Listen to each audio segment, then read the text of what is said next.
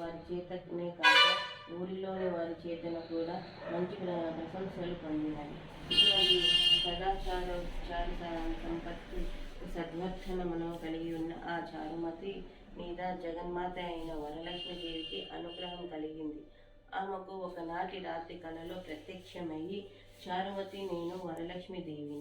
నీ సద్గుణాలను చూసి సంతోషించి నిన్ను అనుగ్రహించాలని వచ్చాను.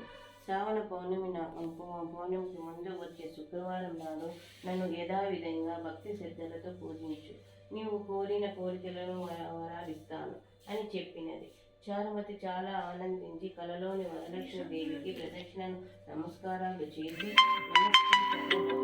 లోకానం సర్వజన్యే పుణ్యమూర్తివే శరణ్యే త్రిజగంధర్వతే విష్ణు వక్షస్థలాయే అని స్తుతించి, ఓ తల్లి, నీ కటాక్షం కలిగినట్లయితే ప్రజలు ధన్యులవుతారు, విద్వాంసులవుతారు, సంపన్నులవుతారు.